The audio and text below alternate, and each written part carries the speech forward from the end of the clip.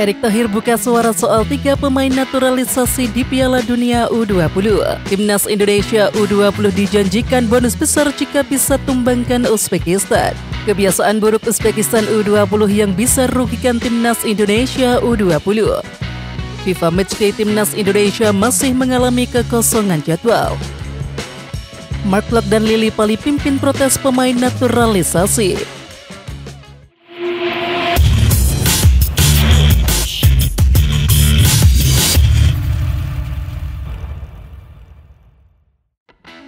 Ketua Umum PSSI Erick Thohir buka suara terkait perkembangan pemain naturalisasi yang akan digunakan untuk Piala Dunia U20. Dari proses yang sedang berjalan, Erick Thohir lalu memberikan kabar terbaru terkait nasib 3 pemain tersebut. Menurutnya, proses naturalisasi sedang berjalan dan meminta kepada semua pihak untuk menunggu. Pasalnya, dari Badan Legislatif sedang memasuki masa reses sehingga proses yang berjalan sedikit tertunda. Erick Thohir meminta kepada semua pihak untuk menunggu 3 pemain keturunan Indonesia itu bisa bergabung dengan tim Garuda Indonesia.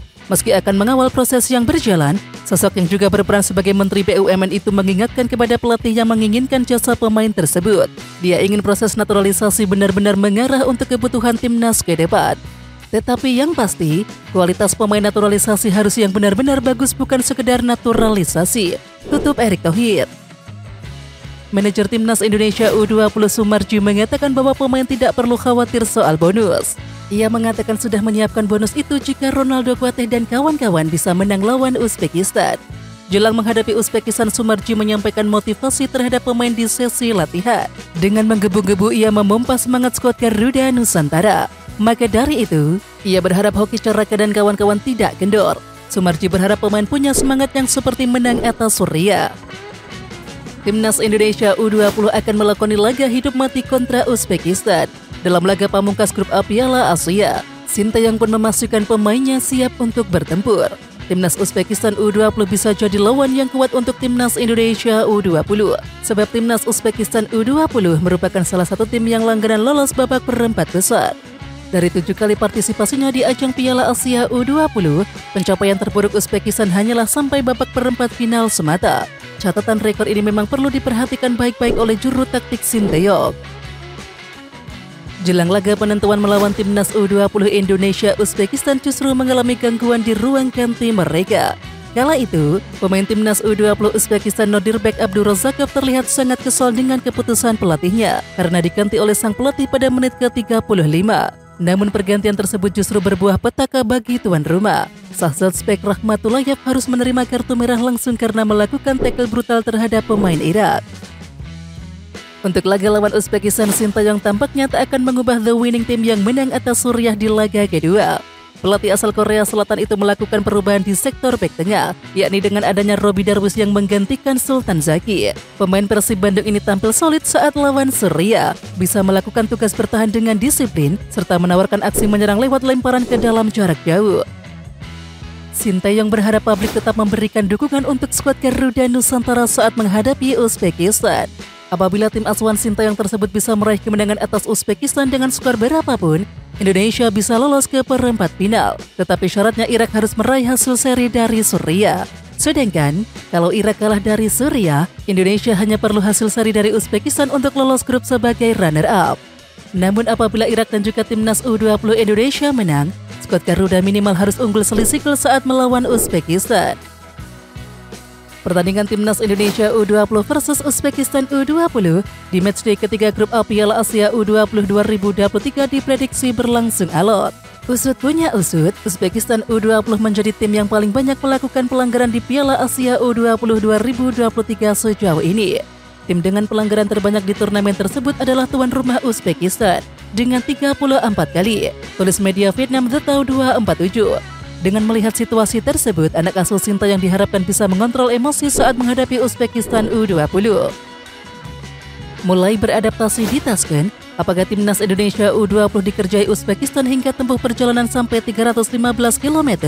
Ya, sekedar diketahui, di 2 laga awal grup A Piala Asia U20 2023, Timnas Indonesia U20 bermain di Stadion Lokomotif Tashkent. Timnas Indonesia U20 sanggup bermain rapi di stadion tersebut. Setelah tumbang 0-2 dari Irak U20, Timnas Indonesia U20 menang 1-0 atas Suriah U20. Sementara itu ketika mulai beradaptasi dengan stadion dan juga cuaca di kota Tashkent, timnas Indonesia U20 justru dipindahkan ke kota Fergana, Uzbekistan. Ya, jarak antara kota Tashkent dan juga Fergana sangatlah jauh, yaitu 315 km. Timnas Indonesia terancam melewatkan performa gacor Sardal Ramdhani akibat belum mendapatkan lawan di FIFA Matchday. Timnas Indonesia seharusnya berkesempatan memanggil pemain terbaik di Liga 1 dan juga luar negeri pada FIFA Matchday bulan Maret, tetapi PSSI tak kunjung bertindak serius. Hingga 2 pekan menjelang FIFA Matchday, Timnas Indonesia masih mengalami kekosongan jadwal dan juga terancam skip jeda internasional tersebut. Mark Locke dan juga Stefano Lillipali angkat bicara terkait rencana regulasi baru Liga 1 terkait pembatasan pemain naturalisasi. PSSI bersiap menerima protes besar dari pemain naturalisasi apabila menerapkan batasan terhadap mereka di Liga 1 2023-2024. PSSI era Erick Thohir mengenalkan rencana regulasi Liga Indonesia dengan pembatasan pemain naturalisasi menjadi sorotan. Pemain naturalisasi diartikan sebagai pemain asing yang mendapatkan status warga negara Indonesia setelah berusia 18 tahun. Pemain naturalisasi selama ini dianggap sebagai upaya klub untuk mendapatkan pemain asing tetapi berstatus pemain lokal. Masalahnya, regulasi pembatasan pemain naturalisasi berarti diskriminasi terhadap warga negara Indonesia. Terdapat Mark Locke dan juga Stefano Lillipali yang telah bersuara terkait rencana regulasi tersebut yang dipercaya mewakili suara lebih besar. Kalau main untuk timnas, kita orang Indonesia. Saat main di Liga, kita orang naturalisasi. Demikian komentar Lillipali di Instagram 6 Maret 2023. Mark Locke yang terlahir di Belanda dan saat ini masih aktif membela timnas Indonesia asuhan Sinteyong dan menjadi satu-satunya pemain naturalisasi di Liga 1 yang rutin dipakai timnas Indonesia. Semua pemain naturalisasi di Liga 1 nyaris tak dipakai oleh Sinteyong, mengingat ia lebih memilih pemain naturalisasi di luar negeri seperti Jordi Amat. Tak diketahui apakah bakal ada sikap lanjutan dari pemain naturalisasi usai pernyataan Locke dan juga Lillipali di atas. PSSI mengusung wacana baru untuk regulasi pemain naturalisasi di Liga 1 musim depan. Aturan baru nanti hanya memperbolehkan klub mendaftarkan 2 pemain naturalisasi. Sontak keputusan tersebut membuat para pemain naturalisasi ikut berkomentar di media sosial dengan tegas api mengecam pembatasan pemain naturalisasi yang dianggap sebagai pelanggaran HAM. Hal ini tidak sejalan dengan Universal Declaration of Player Rights dan FIFA's Human Rights Policy. Begitu bunyi rilis API. Ketua Umum PSSI Erick Thohir membantah ada perlakuan diskriminasi dalam usulan 1 pemain naturalisasi per 1 klub yang muncul dalam Sarasehan Sepak Bola Nasional. Menanggapi hal tersebut, Erick Thohir menekankan bahwa tidak ada diskriminasi dalam wacana tersebut. Erick Thohir menilai masih banyak slot tempat pemain naturalisasi bermain. Sementara itu, Erick Thohir kembali menekankan bahwa rencana ini untuk menemukan keseimbangan dalam proses pembinaan. Ini bukan masalah diskriminasi. Saya tidak pernah diskriminasi. Saya IOC member. Tak mungkin saya diskriminasi, kata Erick Thohir. Erick Thohir menyebut naturalisasi pemain bukan barang haram di Indonesia, tetapi federasi tak akan sembarangan melakukannya karena naturalisasi akan diperketat dengan syarat yang juga cukup berat. Lelaki yang juga menjabat sebagai Menteri BUMN tersebut mengatakan naturalisasi harus menjadi solusi prestasi timnas Indonesia. Dalam hal ini klub tidak diperkenankan melakukan naturalisasi. Namun berbeda jika naturalisasi tersebut atas keinginan pribadi. Setiap individu berhak mengajukan diri menjadi warga negara Indonesia asal memenuhi syarat.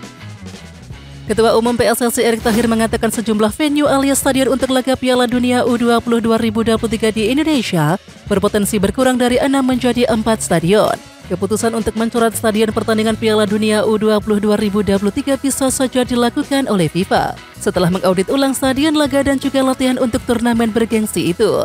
Oleh sebab itu, sebelum FIFA datang, Erick Thohir berjanji akan mendatangi dan juga memeriksa 6 stadion yang akan digunakan untuk turnamen itu pada 11-13 Maret. Dia tidak ingin FIFA mengeliminasi stadion karena akan menjadi kabar negatif bagi Indonesia. Pembenahan sistem sepak bola tanah air dijanjikan oleh Erick Thohir bakal terjadi setelah dirinya terpilih sebagai Ketua Umum PSSI 2023-2027. Hal itu nampak terlihat bakal menjadi kenyataan ketika PSSI menggelar Sarasehan. Namun demikian, hasil Sarasehan tersebut tidak membuat publik sepak bola Indonesia relatif puas. Bahkan Erick Thohir disebut ingkar akan janjinya kepada publik sepak bola tanah air. Keputusan Liga 2 yang tak dilanjutkan membuat kubu Persipura meradak. Keputusan tersebut dianggap tidak tepat dan mereka menagih janji Erick Thohir. pemain Indonesia di luar negeri sedang berada dalam performa bagus untuk ditularkan pada tim Merah Putih. Marcelino Ferdinand misalnya, ia telah melakoni debut bagi KMS Kadenza. Kemudian Asnawi Mangkualam juga langsung bisa menjadi bek kanan utama di Jeonnam Dragon. Pemain Indonesia dengan performa terkini yaitu Sadil Ramdhani langsung ngegas pada Liga Pekan Pertama Liga Super Malaysia 2023 dengan mencetak 3 gol dan juga 1 assist. 2 gol pertama dilesakkan ke gawang PDRM FC pada pekan pertama, lalu gol teranyar dibukukan ke gawang Kuching City, yakni pada Senin 6 Maret 2023. Oke Timnas Lovers, siapa kita? Kita Indonesia. Ayo kita dukung terus sepak bola tanah air Indonesia. Jangan lupa dukung terus Garuda Raya Channel dengan subscribe, like, dan komen karena saran dan kritik kalian sangat bermanfaat untuk perkembangan channel ini. Tungguin video selanjutnya dari Garuda Raya Channel. Salam olahraga.